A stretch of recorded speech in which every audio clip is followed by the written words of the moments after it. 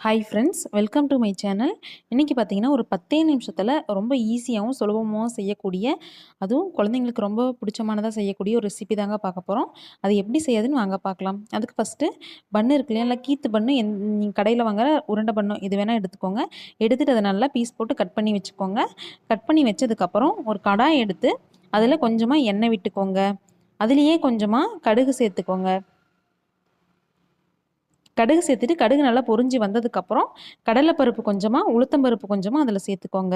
அது பார்த்தீங்க அப்படின்னா ரொம்பவே டேஸ்ட்டாக இருக்கும். அதனால் அதை சேர்த்துக்கிட்டு கொஞ்சமாக கருவேப்பிலை தழை அதில் சேர்த்துக்கோங்க. அதை சேர்த்துக்கிட்டு அதை நல்லா வணக்கி விட்டுக்கோங்க.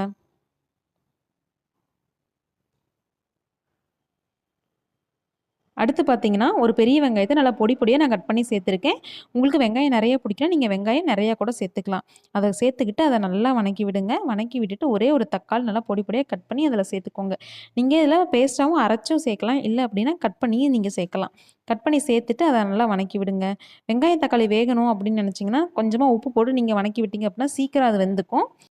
வெங்காயம், தக்காளி வணங்கிட்டு இருக்கும்போதே பார்த்தீங்கன்னா, கொஞ்சமா மஞ்சத்தூள், மிளகாய் தூள் கொஞ்சம் சேர்த்துக்கோங்க. உங்களுக்கு காரம் அதிகமா சேர்த்திக்கணும் அப்படின்னு நினச்சிங்கன்னா, இன்னும் கொஞ்சம் காரம் எக்ஸ்ட்ரா கூட சேர்த்துக்கலாம். உப்பு கொஞ்சமா சேர்த்துக்கோங்க. நீங்க வெங்காயம் வணக்கும்போதே உப்பு சேர்த்துருந்தீங்க அப்படின்னா, இப்போ கொஞ்சமா மட்டும் சேர்த்துக்கோங்க. பார்த்துட்டு சேர்த்துக்கோங்க. அத நல்லா சேர்த்துக்கிட்டு, அத நல்லா வணக்கி விடுங்க. நல்லா வெங்காயமும், தக்காளியும் நல்லா வெந்து வர அளவுக்கு வணக்கி விடுங்க. இது பார்த்தீங்க அப்படின்னா, ஒரு 10 நிமிஷத்துல இந்த ரெசிபி செஞ்சிரலாம். ஸ்கூல் விட்டு வர குழந்தைங்களுக்குலாம் பசியோட வருவாங்க. அந்த டைம்ல இந்த மாரி ரெசிபி நீங்க செஞ்சு குடுத்தீங்கன்னா, டிஃப்ரெண்ட்டா இருக்கு அப்படின்னு சொல்லிட்டு ரொம்பவே சூப்பரா சாப்பிடுவாங்க. அவங்களுக்கும் ரொம்ப பிடிக்கும் இந்த மாரி ரெசிபி. இது நீங்க ஸ்கூலுக்கு கூட டிஃபன் பாக்ஸ்ல போட்டு குடுக்கலாம். இல்ல காலையில ஸ்கூல் கிளம்புற குழந்தைங்களுக்கு ஒரு பிரேக்ஃபாஸ்ட்டாவும் நீங்க இத செஞ்சு குடுக்கலாம். வெங்காயம், தக்காளி இதெல்லாம் நல்லா வணங்கி வரணுங்க. நீங்க பேஸ்ட்டா அரைச்சு ஊத்துறீங்க அப்படின்னா, அது நல்லா பச்சை வாசம் போற அளவுக்கு வணக்கிக்கோங்க. இதில இன்னும் கொஞ்சம் டேஸ்ட் உங்களுக்கு அதிகமா வேணும் அப்படின்னு நினச்சிங்கன்னா, லெமன் இருக்கு இல்லையா? லெமன் ஜூஸ கொஞ்சமா 1/2 பழம் நீங்க இதில பிழிஞ்சு விட்டீங்க அப்படின்னா, புளிப்போட டேஸ்ட்டும் உங்களுக்கு இதில இன்னும் ரொம்ப சூப்பரா கிடைக்கும். இதில நீங்க நார்மலா கீத்து பன் இருக்கு இல்லையா? அத வந்து மைதா மாவு பன், ஒயிட் பன் சேர்த்துறத விட, நீங்க இன்னும் கொஞ்சம் ஹெல்த்தியா வேணும் அப்படின்னு நினச்சிங்கன்னா, வீட் பிரெட் இருக்கு இல்லையா? கோதுமை பன், அது கூட நீங்க சேர்த்துக்கலாம். அது சேர்த்துனீங்கனாலும் டேஸ்ட் இன்னும் அதிகமா இருக்கும்.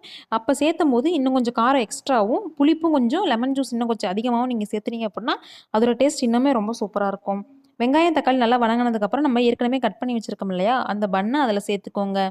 அதில சேர்த்துக்கிட்டு அத நல்லா வணக்கி விடுங்க. நம்ம வெங்காயம், தக்காளி வந்து அரிஞ்சு தாங்க சேர்த்துருக்கோம். அதாவது கட் பண்ணி சேர்த்துருக்கோம். அதனால பன்னுல அந்த மசாலா வந்து ஒட்டாது. அதனால நீங்க அடுப்ப லோ ஃப்ளேம்ல வச்சு அத கிளறிக்கிட்டே இருக்கணும். பன்னுல மசாலா ஒட்டுற வரைக்கும் அத நீங்க கிளறிட்டே இருக்கணும். இதே நீங்க பியூரியா அரைச்சு ஊத்துனீங்க அப்புட்னா, அந்த அளவுக்கு கிளறணும்னு அவசியம் இருக்காது. இது கண்டிப்பா நீங்களும் ஒரு டைம் வீட்ல ட்ரை பண்ணி பார்த்துட்டு எப்படி இருக்குன்ட்டு மறக்காம கமெண்ட்ல சொல்லுங்க.